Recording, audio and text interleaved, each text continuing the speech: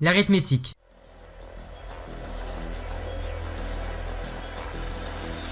Je voulais vous parler de la construction d'un réseau, mais il y a tellement de choses à voir avant de s'y consacrer que je suis obligé de vous apprendre l'arithmétique à absolument connaître.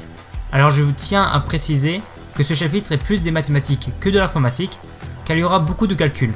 Mais je vais tout de même essayer de parler le plus clairement possible pour ne pas vous perdre. Donc attachez vos ceintures, nous sommes partis pour du calcul. Alors tout d'abord, il existe plusieurs langues dans l'informatique. Et non, je vous parle pas de l'anglais, mais de chiffres. Car oui, votre ordinateur analyse plusieurs chiffres en quelques instants composés de 1 et de 0, qui sont autrement appelés bits. Il existe un moyen de convertir ces bits en d'autres caractères pour mieux comprendre dans certains cas. On a donc le binaire ou base 2, qui est donc composé de bits d'où le préfixe bi, pour 2 caractères. Le décimal ou base 10, qui est composé de 0 à 9, d'où le préfixe déci, pour 10 caractères.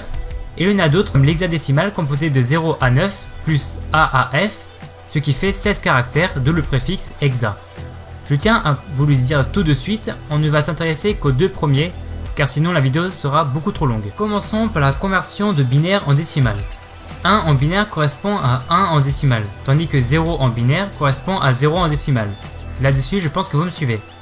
Mais lorsque vous voyez ceci, 1, 1, 0, 1, à votre avis ça fait combien ? 1 plus 1 plus 0 plus 1 égale 3 ? Non perdu. La réponse était 13. Alors ne paniquez pas, je vous explique pourquoi. L'emplacement des bits est très important car c'est ce qui nous permet de connaître leur valeur. Nous allons prendre un octet qui correspond à 8 bits. Le sens de lecture ne se fait pas de la gauche vers la droite, mais de la droite vers la gauche. Donc le premier bit se trouve à l'emplacement 0, c'est-à-dire tout à droite. Ensuite, chaque bit correspond à 2 puissance le numéro de l'emplacement. Donc 2 puissance 0, 2 puissance 1, 2 puissance 2, etc. jusqu'à 2 puissance 7. Ce qui nous donne les valeurs suivantes, de la droite vers la gauche. 1, 2, 4, 8, 16, 32, 64, 128. Ensuite, pour chaque bit, il faut les multiplier par le chiffre correspondant, soit 1 ou 0. Après avoir tous les produits, il ne reste plus qu'à les additionner entre eux et le tour est joué. Maintenant, pour la conversion de décimales en binaire. Il suffit de soustraire par les valeurs des puissances que nous avons citées précédemment le plus haut possible à chaque fois. Lorsqu'une des valeurs des puissances a été utilisée, il faut mettre 1 sur l'emplacement de cette dernière, sinon mettre 0.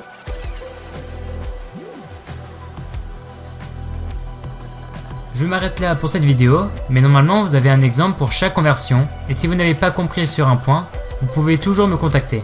Même chose, comme je l'ai dit précédemment, il y a plein d'autres bases, et je me suis contenté des plus importantes pour que vous ne soyez pas perdus pour les prochaines vidéos à venir.